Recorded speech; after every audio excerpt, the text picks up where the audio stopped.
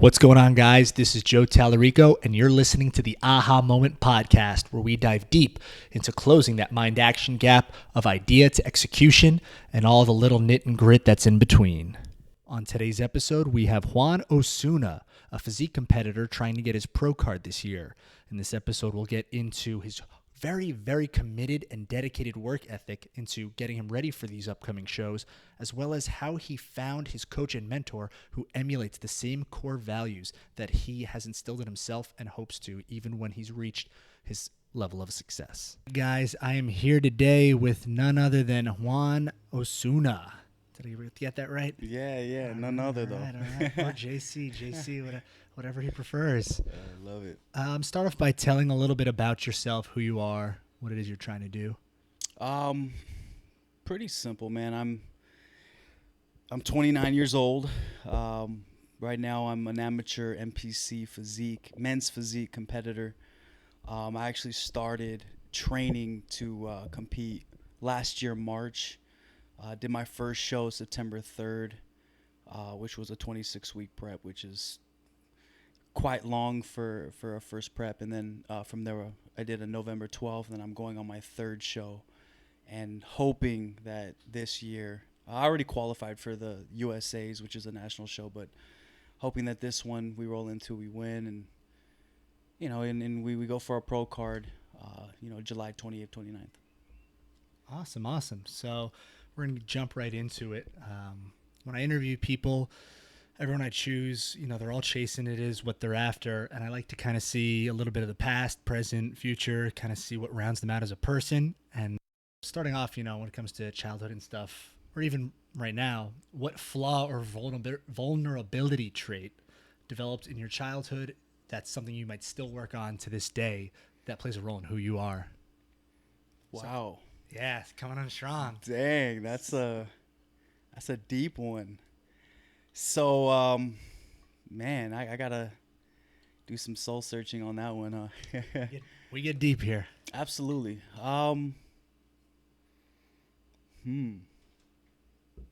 It's a stumper, bro. That is a stumper. Yeah. If you got nothing, that's cool too. No, I got something. It's just one of those where you actually have you're making me reach into my memory banks, which is, I just got to reach a little deeper, and we'll be able to answer that one for you. Yeah. But can you do me a favor? Can you ask me that question one more time so I can have it clear? Yeah.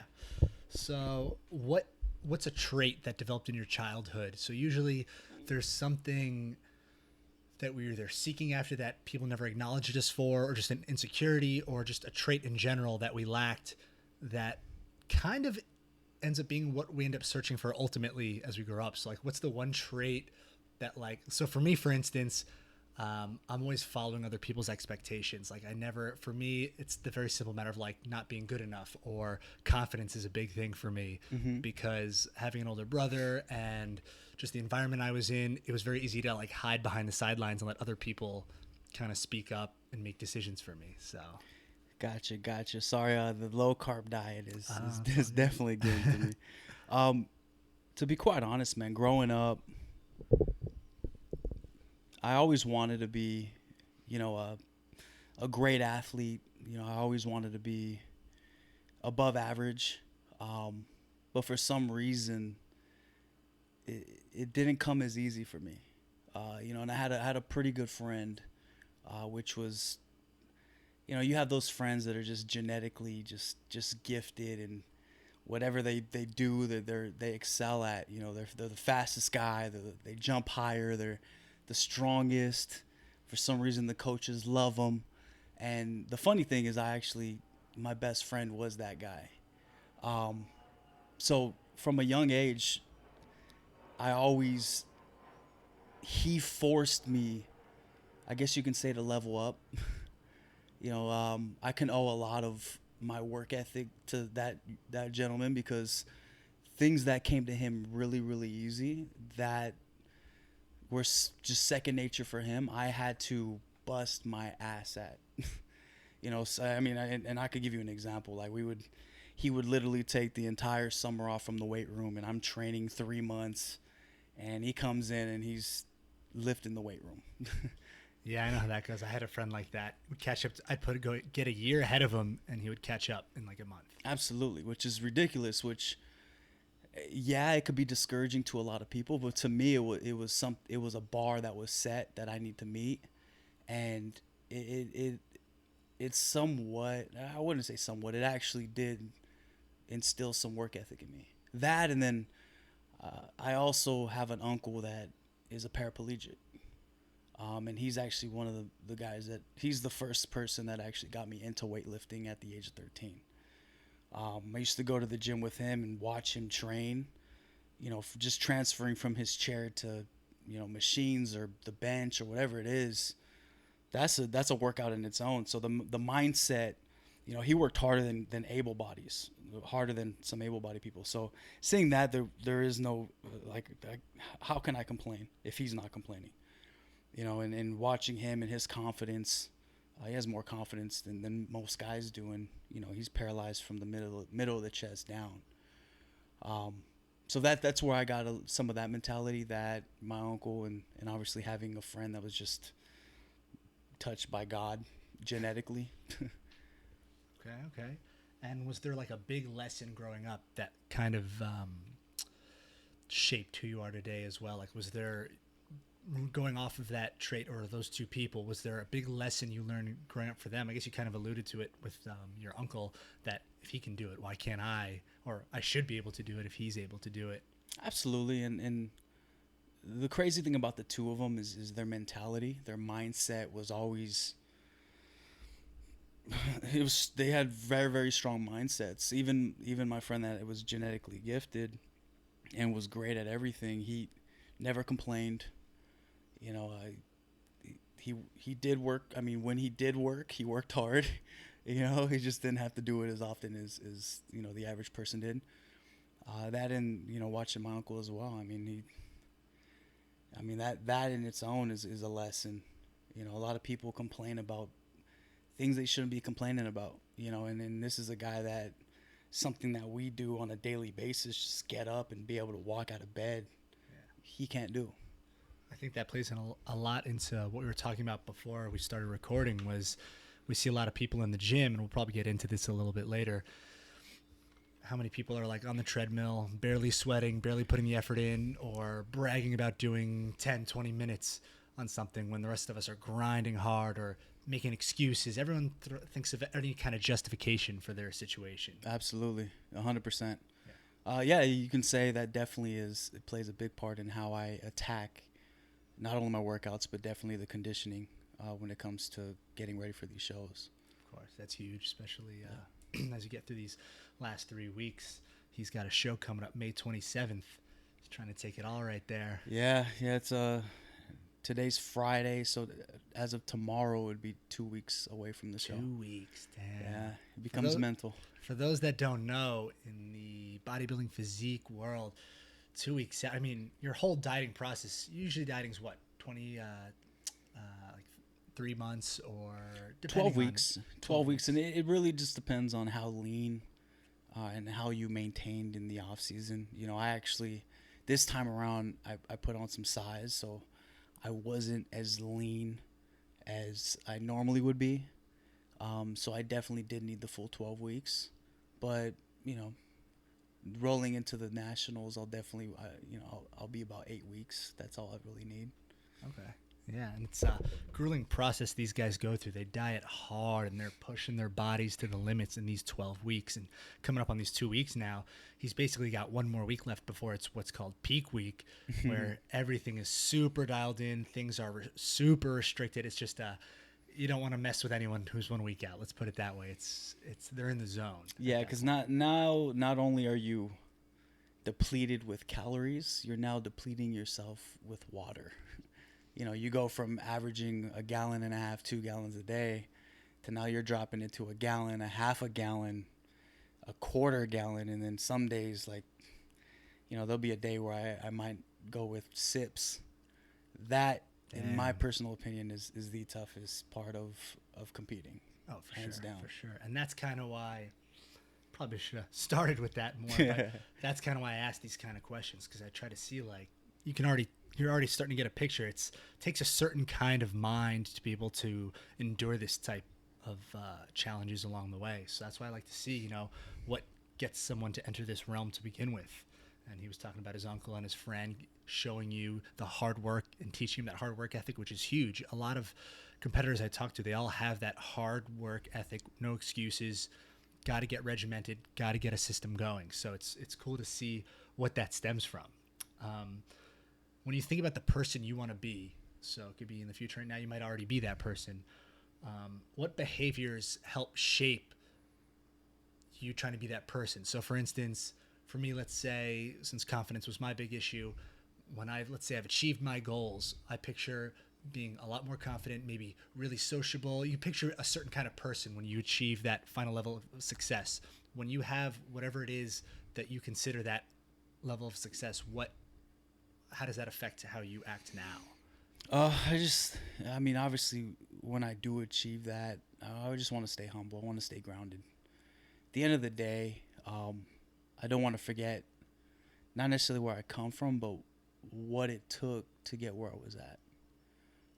So in other words, I want to make sure I maintain the same mentality, the same approach, the same hunger, that and treat people correctly. I know, the first show was definitely difficult because I was going through some things that I've never experienced before. So I was very irritable. I was very, I guess you can say I wasn't a pleasant person to be around.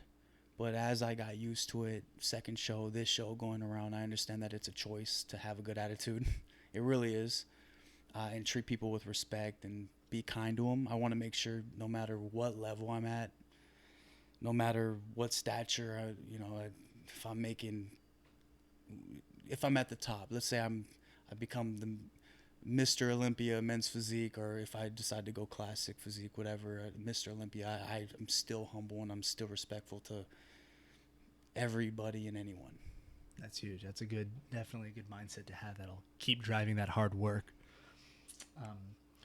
When you think of setting your goals, what is the thought process when you set them? So when you're mapping out in the off season where you need to be, how do you go about framing your year out? Well, again, it just depends on what we're looking to do. For starters, setting the goal. So for instance, if I need to put on some size, or if I need to build my shoulders, or if I have to build certain body parts, I definitely, number one, you got to eat different. There is no off season. We just say that it's a different approach. So, I guess you can say, just make sure whatever the goal is, attack it the way that it needs to be attacked.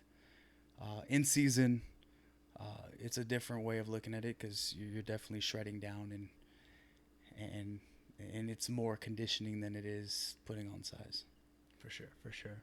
And then within this bodybuilding industry, is there something for someone listening who's trying to enter it that they don't teach you about the industry that you learned either the hard way or you learned throughout the process that you never expected when you first entered this?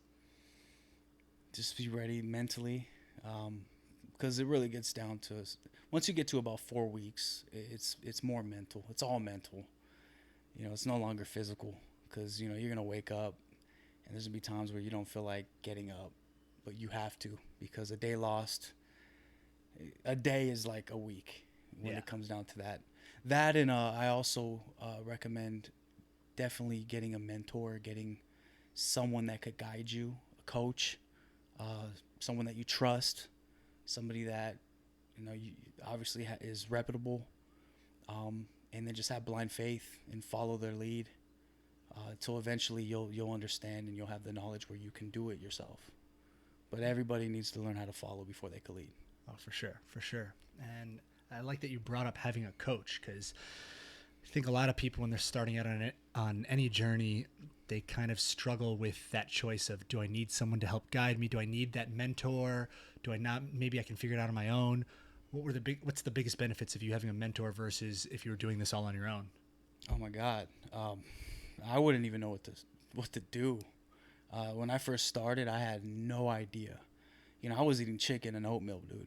Like, that was my diet. Chicken, oatmeal. I was doing 10 minutes of cardio. Like, I remembered how my body used to respond when I was 20, 21. I'm 29 years old now. It doesn't respond to the same things that it is. I could have ate a pizza at 20, 21 and still been shredded. So having that individual that has knowledge to guide you into something that you have no experience in, and they do. Obviously my coach in particular has 25 years of experience, not only in nutrition, but actually coaching people when it comes to obtaining their goal body. But yeah, I highly suggest, if you have no experience, do not do it yourself. Definitely get a coach.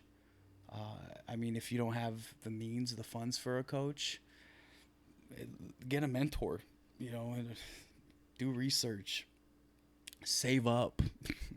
Maybe the timing's not right to compete, because if you really want to compete, which that's what it is, you're a competitor, you want to get a coach for sure. I completely 100% agree. And the reason I bring that up is I love what you said about how they help guide you, how you'd be lost without them. One of the best pieces of advice I ever got, I was a strength and conditioning coach, and one of my co-interns asked one of the head coaches, a lot of people are telling me I need to get my master's degree. If I want to be a strength coach, what do you suggest? And he said the same exact thing. He said, hey, if you have the money to do master's degree, go for it. I'm sure at some point you'll need it. But what's better than a master's degree is finding someone who's kind of blazing a trail in your field, or in this case, a coach who's respectable in the field. Absolutely. And just asking to be taken under their wing and learning everything you can, because the advice and the amount of knowledge you get from even just 1 year of being with a coach or a mentor, whatever field you're in, it'll be way more than what you learn in school, because that's the in the field tested, the stuff they don't teach you in the books that you only learn from experience. I've learned in this, because I've been working with my coach for 1.5 years, and luckily, I'm before my first prep, before I got moody and irritable and all that, I was, I like to stay humble, and I definitely like to conversate and treat people with respect. And he liked that, and he obviously saw my work ethic, so that allowed me to attract an individual like my coach. But yeah, it's the knowledge that I've gotten from him in the last year and a half. People pay thousands, hundreds of thousands to get that type of knowledge. And how did you find your coach initially? It's very simple. I met him at the gym, plain and simple, and passed by him a few times, and I saw, he has a phenomenal physique. He's a 48-year-old man that has a physique that freaking 22-year-old, 23-year-olds would love to have. Carries himself. He's a very humble man, very knowledgeable. When he speaks, you can tell that, that he knows what he's talking about. That kind of ties back into when I was asking you about the type of person you want to become, how would you want to be? Yeah. That ties in right there. If you guys don't already notice a pattern here, the type of person that Juan wants to become is someone who stays humble even at the highest success. Absolutely. And what better way to make sure you instill that your end goal and keeping true to your values than finding a mentor? Again, this is the importance of having a mentor who mimics your values and is doing what you're doing. And here he found a coach who's doing the same thing. He stays humble. I'm sure he's got every reason to be cocky and absolutely throw himself around and say, "This, I deserve everything." But no, he stays humble. Absolutely. Keeps it realistic. He's an extremely confident man, but again, cocky and confidence, very different. Very, very different. Obviously, to some individuals, they don't see the difference, but those are the individuals that don't have a very good outlook, I guess you could say. Yeah. Now, before you got into working out and stuff, what was job-wise, career-wise? What were you doing before you got into lifting and pursuing this? Very funny that you say that, is because I'm 29 now. So at the age, I actually played football. Played until I was 22. So training and developing my body and all that has been a part of my life, most of my life. Before 22, I was working out since I was 13. But at the age of 22, I definitely, I started working, started pursuing a career. I was actually, I started doing sales and marketing, things of that nature. And worked my way up very quickly to a position where I was actually overseeing a certain amount of stores. Our client was Home Depot. I was overseeing 25 stores, managing guys, hiring, training, doing the HR, all from top to bottom, pretty much running a business. I was doing that for about 3.5 years. I was really, really focused on the financial side. So I lost sight of really what made me happy, which was taking care of my body and developing my body. I actually got very, very unhappy during that process. Simply the fact because I was neglecting what my passion was. I stopped working there, man, 2017 right now? Yeah. About 2014. From there, I got back in the gym, started training. Definitely wasn't the same because it was a 3.5 year layoff. It took a while for me to mentally get back into it because you can only imagine, being able to lift a certain amount of weight and then you go back and you can't even lift 15% of that. Yeah, definitely not a confidence booster It's there. definitely it took some time to like just get my psyche back in the gym. That took about a year. Like no doubt on that. But it definitely made me happy. I saw progress. Again, it goes back to the work ethic side and definitely having consistency and not giving up. Because after day one or even week one, based off of what I was doing, I probably should have. But it made me more hungry and it made me want more. And, my goal at that point was just to get back to where I was at. Didn't really get back to that until I met my trainer and my coach, where I was able to learn how to eat, learn how to train. I already had a good idea of how to train, but he just took it to another level. And now, I mean, obviously being on stage, that's the best shape you can ever be in. But it took, I mean, from mid 2014 all the way to 2017. So I've been training consistently for the last 3 years. So it didn't happen overnight. I didn't just I'm gonna do a show, this year. Like I got so bad, it was to a point where I would take my shirt off and I didn't have like the separation of bicep, tricep, shoulder. Like it was just an arm. Yeah, it was bad. So, so you're really starting from scratch. Literally scratch. Yeah, like my body, my playing football, I played at 220, and probably my body fat was maybe 10 to 12%, which is relatively lean for that size. Yeah, that's pretty good. Yeah, and that's still, you have muscle definition at that. In 2014, when I took off that time, I was probably 195, and my body fat was probably in the high 20s. Oh, wow. Yeah. So that's a complete 180. Yeah. Not only body fat shot up, but lost weight. You lost a lot of muscle in particular. So and I'm actually thankful for that time frame because it helped me realize what I wanted to do. Yeah, let's get into that a little bit. Being a lot of people, once they hit that kind of dark patch of being unhappy, I hate to admit it, they get lost in that. Like they get sucked into that and they never come out. So how did you, like, what was your support system? Like how did you find the strength to get out of that? If you go from 210, what was it? 210, 220 at 10 to 12% body fat. Now you're 220. Yeah. Then you were 195, body fat shot up. You're unhappy. You're depressed. How does that go? It wasn't that I was necessarily depressed. Once I stopped working and when I realized and I sat down what I want to do and realized that I'm a long, long ways away from it, it was depressing. Afterwards I was depressed for about 6 months. And it got to a point where I would like binge eat. I would I would go from having a couple chips to a whole bag of chips type of stuff. Oh, we all know that feeling.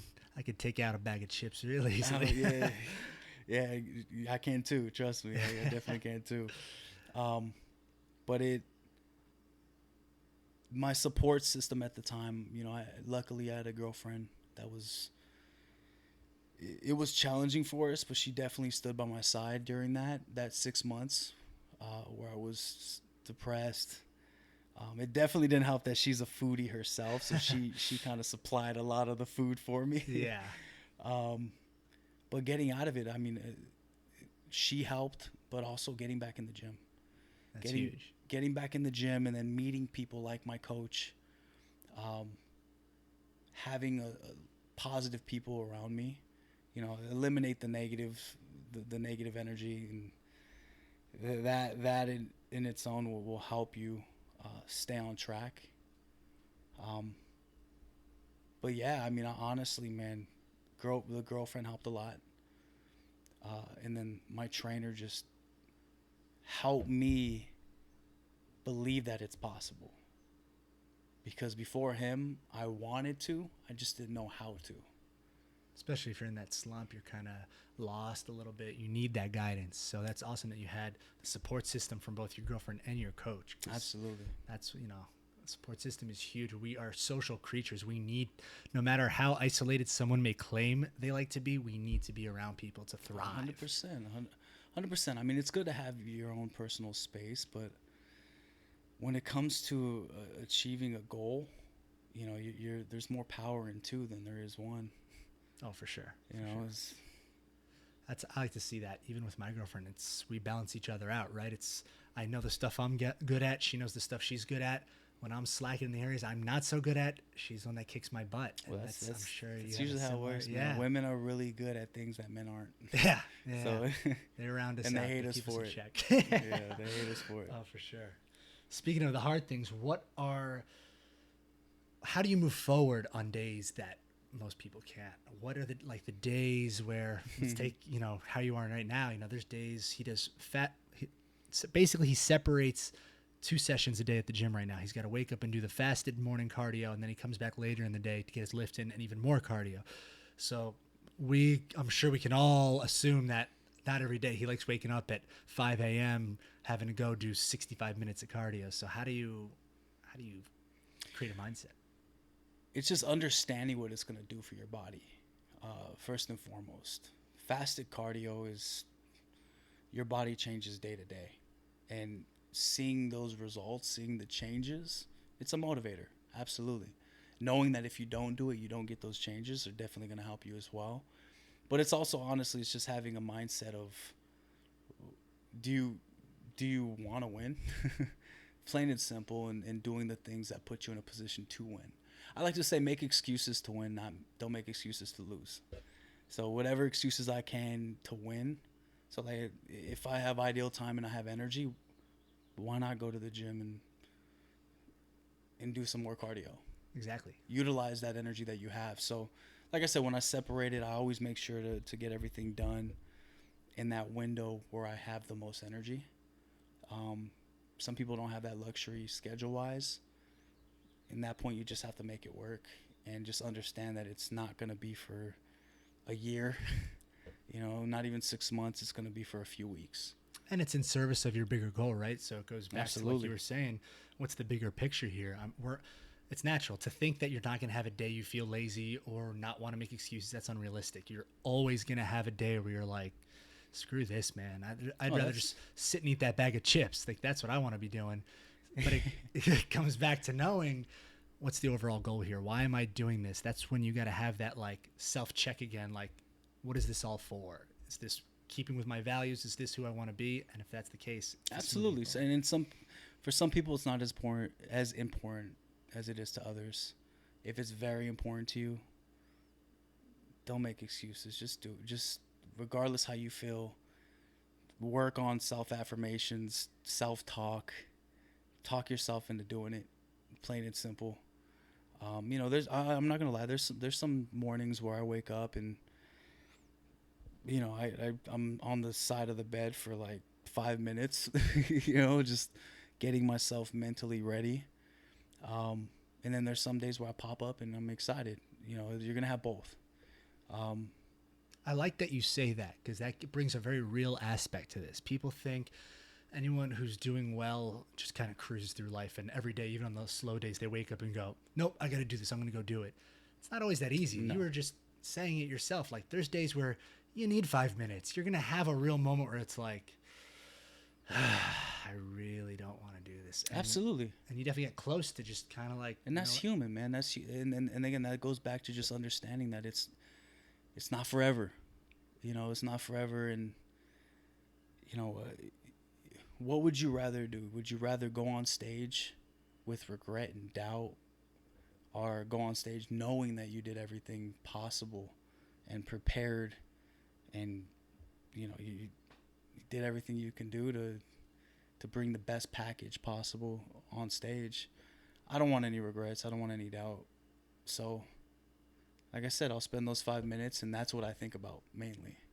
It's like I couldn't easily go right back to sleep and get rest, or I can go do this fasted cardio, knock it out, because I've done it before. I know how to get through it. It's not like I've never experienced it before. And I could always come back home, take a shower, and take a nap. So there you go. But at least I got it done, and I'll feel better about my nap. I love that. Now, kind of riding off that, what do you think are some habits that really hold people back from achieving their goals? It could be bodybuilding related, it could be just life related. Lack of commitment, man.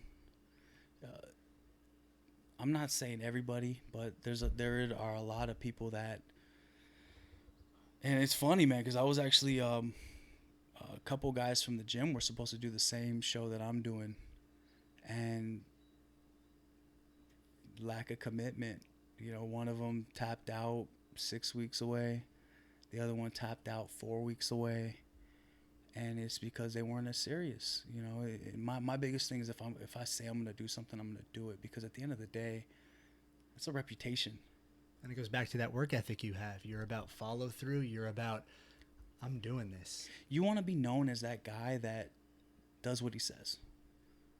The guy that actually walks what he talks. You don't want to be known as the talker. That guy. I'm not saying that there's not a lot of respect for that guy, but people overlook them a lot. Yeah, no one looks up to them. Of course not. Of course not. And it's not even excuses sometimes. It's the guy that says he's going to do something, and 3 weeks later he's talking about something new. That.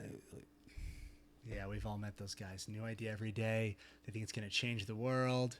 Hey, maybe it would, but they don't stick with it long enough to see the difference. Exactly. There's no commitment. There's no follow through, which, if you ask any successful person in anything, any industry, they have follow through. They have commitment.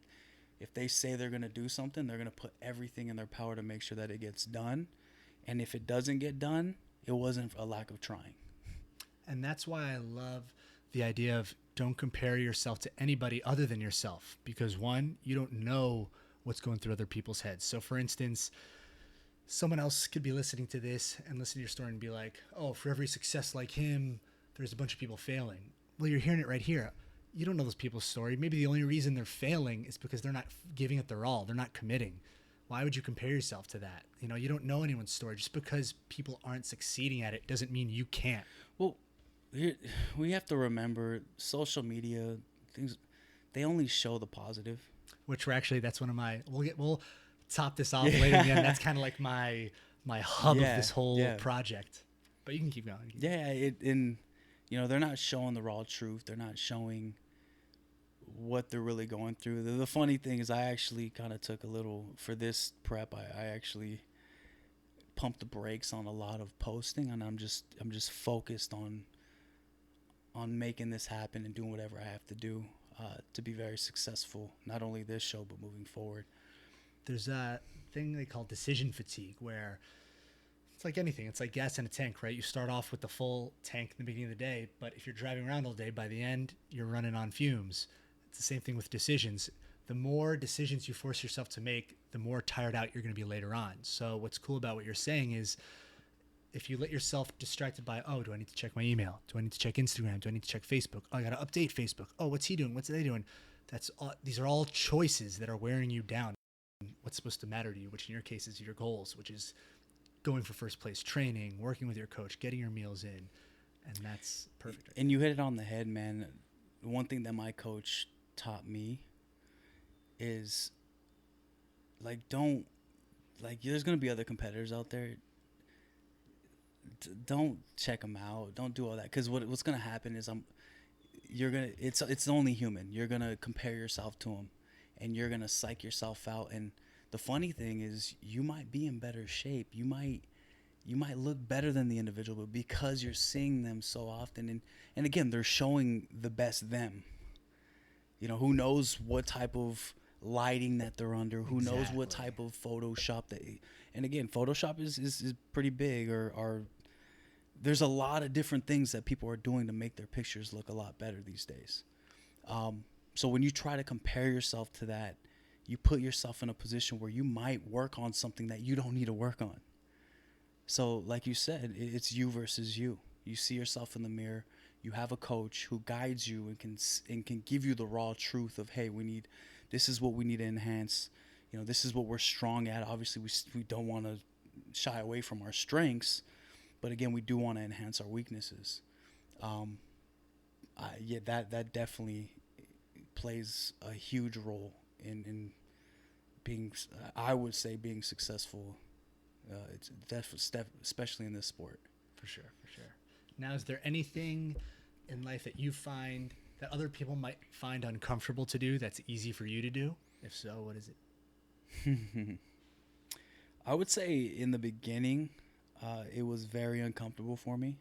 But the crazy thing about humans, it's funny you say it like that, is we adapt very quickly. Our bodies learn.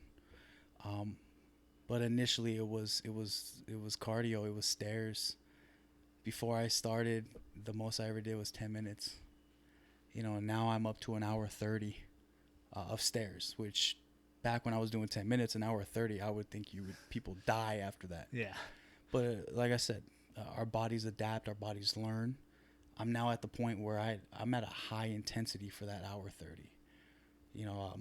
And I have no doubt that people look at me on the stairs, or they look at me afterwards, and my shorts, my shoes are freaking drenched. That to them is difficult, but to me that's an everyday grind. Nice. What do you think allows you to thrive in the face of adversity? Is it that work ethic? Is it just the way you were raised?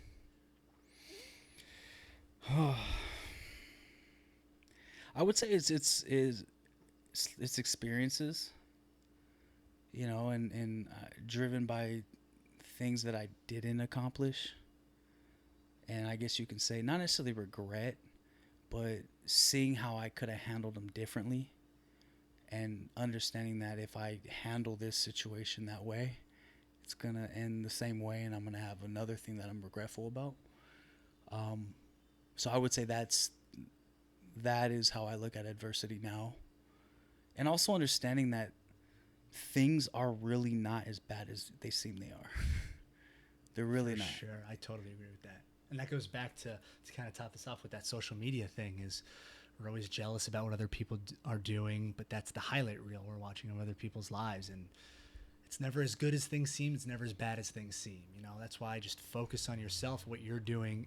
Who cares about what other people are doing? What's getting you towards your goals? Me worrying about how you're training isn't getting me towards my goals of how I want to train. Challenges you faced along the way that have kind of shaped who you are, just been big surprises that you've had to overcome during the process of competing? Yeah. Funny that you say that, man. Actually, during my first show, first and foremost, my first show, the prep itself was 26 weeks, which is 3 times. Well, I wouldn't say 3 times. I'm sorry, 26 weeks. It's like twice the amount of time that a normal prep is. So that alone was a challenge in its own.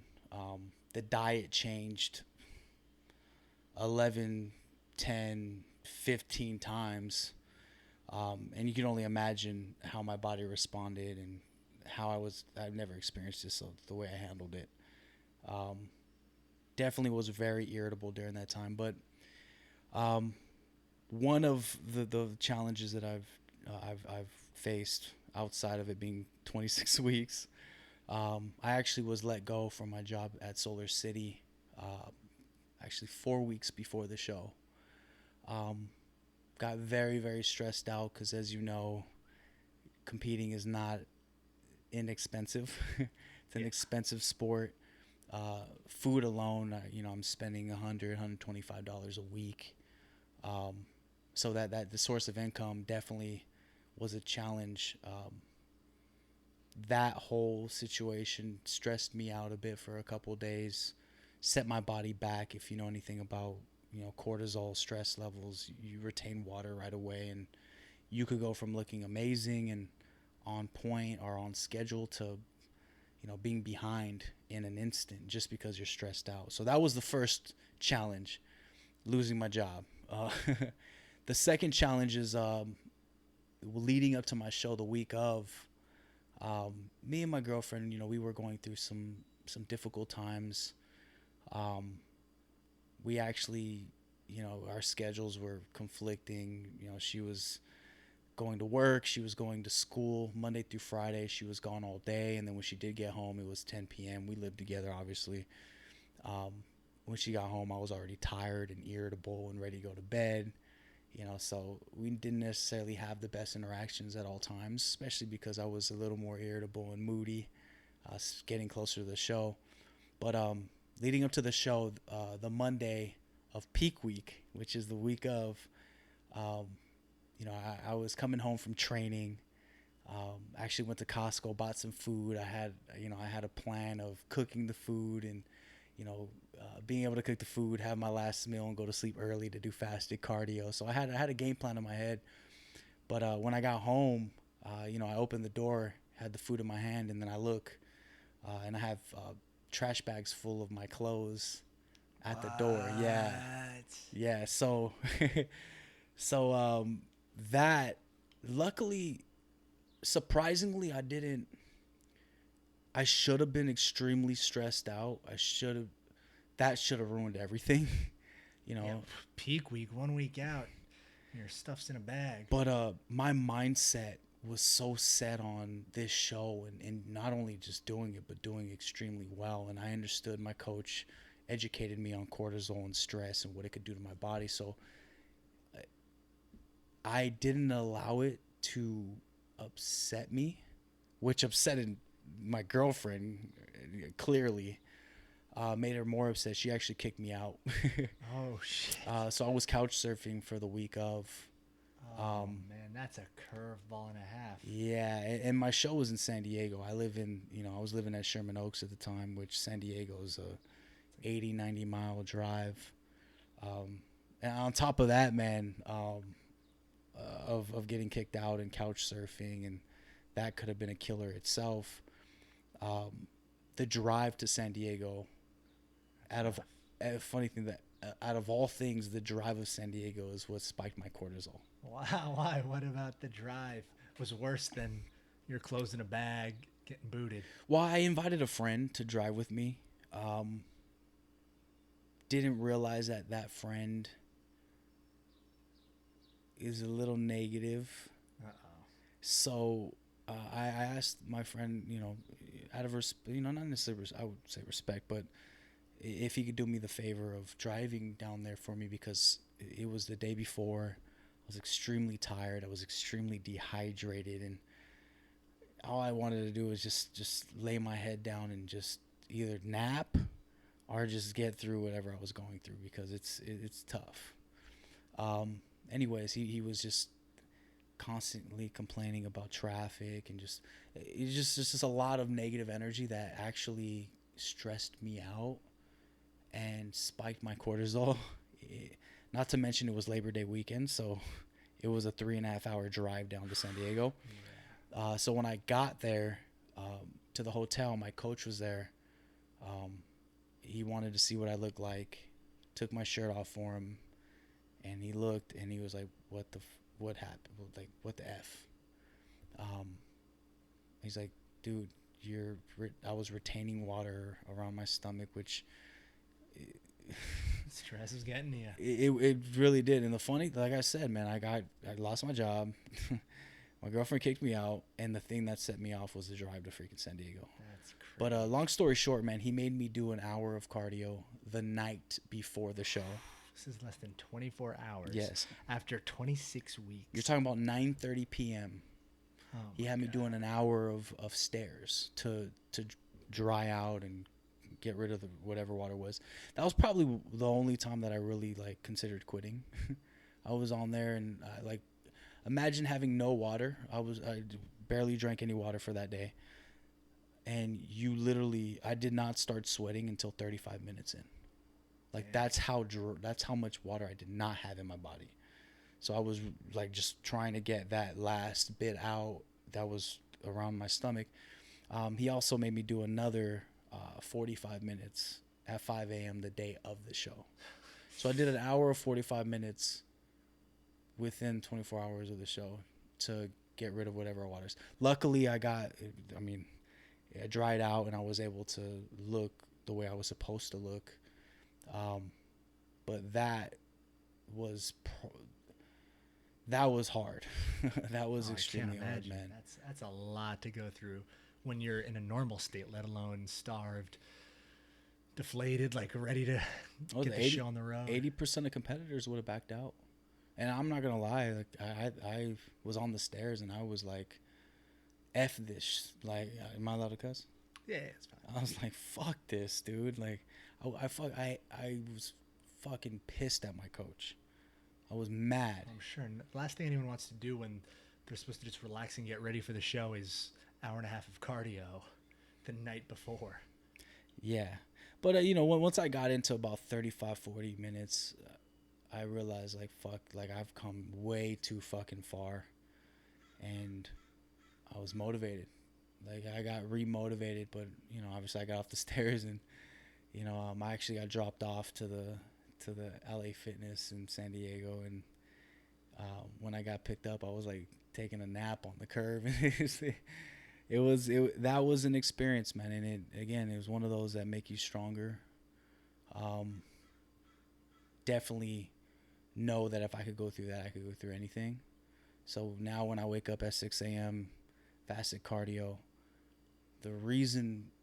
another main reason why I don't skip it is because I never want to ever have to do that again.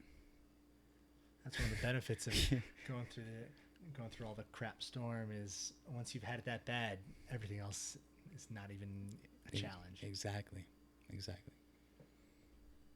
What's your biggest goal aside from winning this upcoming competition that you have not yet achieved? So what's the ultimate dream for you just in life? Oh, I mean, this is going to sound very cliche, but I'm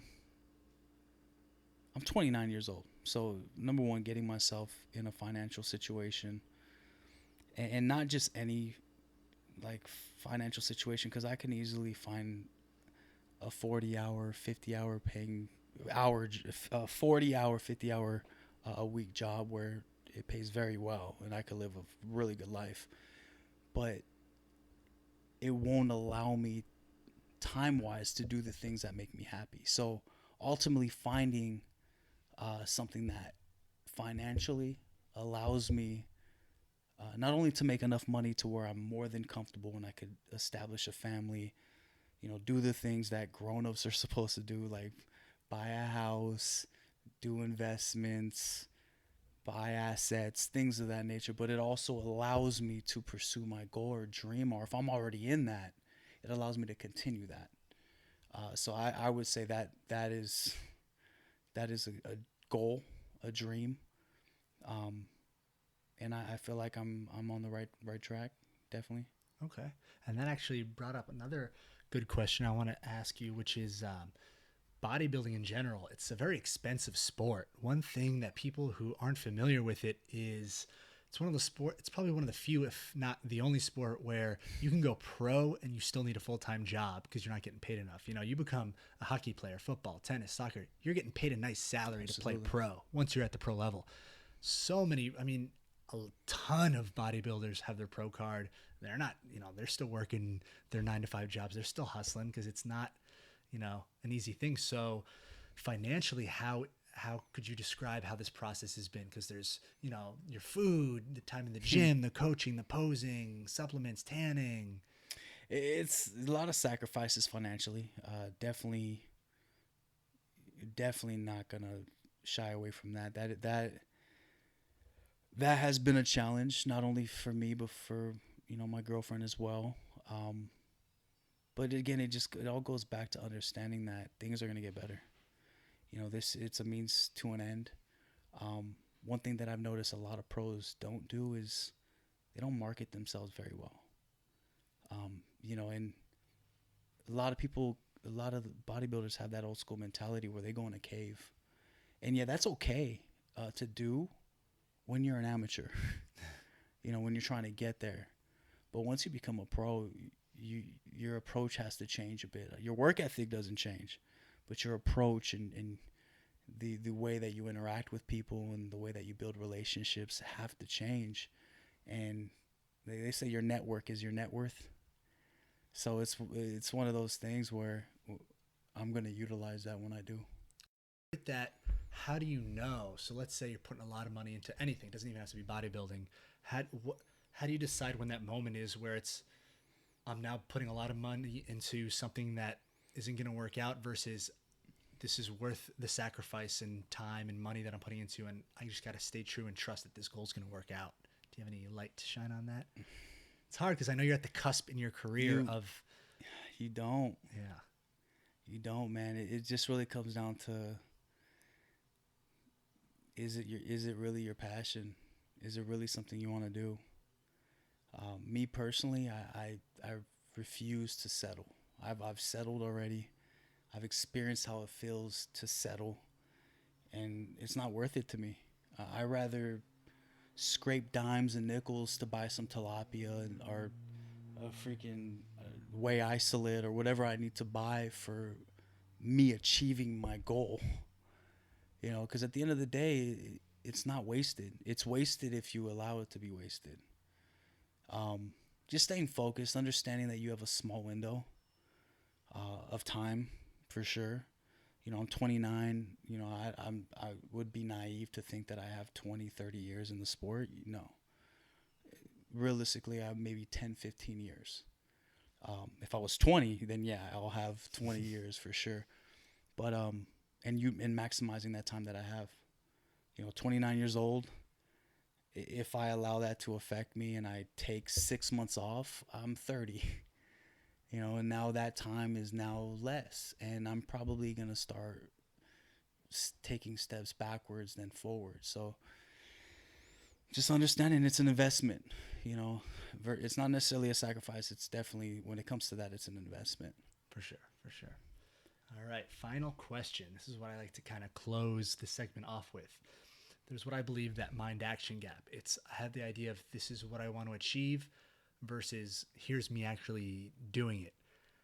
What's one piece of advice you can give to someone that's stuck in, oh, I want to do this, and actually doing it? A lot of people are all talk, no action. What's the one advice? Commit. You have to commit, man. The funny thing, I'll go back when I first started with my coach, he told me to find a show and a date. And it didn't register at first, but it makes sense now, because once you put a date on it, there's a timeline. So once we said September 3rd is going to be my first show, from there we find out how many weeks we have away from it and what we need to do in between that time. But if you're just saying, I'm going to do a show, and you never put a date on it, and it could be anything, there's no commitment. It's funny you say that. Back in 2008, 2009, I decided to compete in my own bodybuilding shows, and that's how it happened. Now, up to that point, I'm embarrassed to even say this, but it's like I never committed to anything for an extended period of time before that. I played trumpet one year in middle school, then switched to sax, then switched to drums. If you ask my parents and my brother, I always hopped from thing to thing to thing. I never stuck with anything to actually see any long-term results. But then somehow I got into working out long enough where when I was in college, I heard there was a group of guys, some of them who were my friends, that said, I just caught wind that they were going to do a show. And this was before bodybuilding became as popular as it was now. It was just starting to pick up its momentum. So secretly in my head, I was like, you know what? I'm just going to bulk when they're bulking in the off season. And then, if I'm around the same size, maybe I'll try dieting. So I set that goal of like, I'm just going to bulk for this next 6 months. I'm bulking. And then once I saw that during that process, I started talking to them more, grabbed little tips, watching them pose and whatever. And then they kind of caught wind that I was kind of joining them on this adventure. And I asked them when the show was, and it was like a May show. And once that was set, I had set it in my mind where it's like, well, I did the 6 months of bulking. At this point, it doesn't even matter how good or not I do, because I'm going to commit, like I'm going to put 100% into that May show. So I set the date, just like you said. And it's funny you bring that up now, because I don't want to say I'm lazier now, but like I don't have any intentions of doing a show anytime soon. But like even times where I'm like, man, I'd like to lean out a little bit. I should diet for the next month. All of a sudden I'm finding it's hard for me. And I'm like, what the hell? In college, it was so easy. And that's when you have so many more temptations, partying, drinking, eating all the food you want. Absolutely. How come now I'm struggling? And you enlightened it to me now that it's because I don't have a set goal of by this date, you want to look like this. I just keep kind of throwing it out there. Oh, I should do this a little bit. And I'm not putting enough commitment. Absolutely. And you find out a lot about yourself during the process. You find out what type of person you are. Just digging deep and understanding like who you are as a person. Oh, for sure. I was able to push myself to limits I didn't think I was capable of at that time, because again, I'd never committed to anything. To see myself actually follow through with something and stick with it, I felt like a new person completely. Absolutely. So yeah, and like for me, I put my body and my mind through some things that made me stronger, and I would have never known how strong I was unless I put myself through it. All right. So it's gratifying at the end of the day. I enjoy it because every show is different. My body responds differently, and then obviously the way your body responds is the way your mind's going to respond. So I mean that is one of the things that I love about the sport. All right. Well, that's it for today. Juan, thank you again, thank you. man. Great Appreciate it, man. man. I hope you guys learned a couple good lessons there. Good luck May 27th. We know it's coming up. He's got a show May 27th and July. The USA's. So May 27th is the California State Championships. Okay. Keep that on the low, because I'm looking to surprise some people. Okay, I haven't been really posting that I'm going to be doing the show. I'm just doing it. And then from there, I want to roll into the USA's, which is a national qualifier. And God willing, if I win my class, there's the pro card. Okay. Well, good luck. We'll be rooting for you. Thank you. Thank you so much.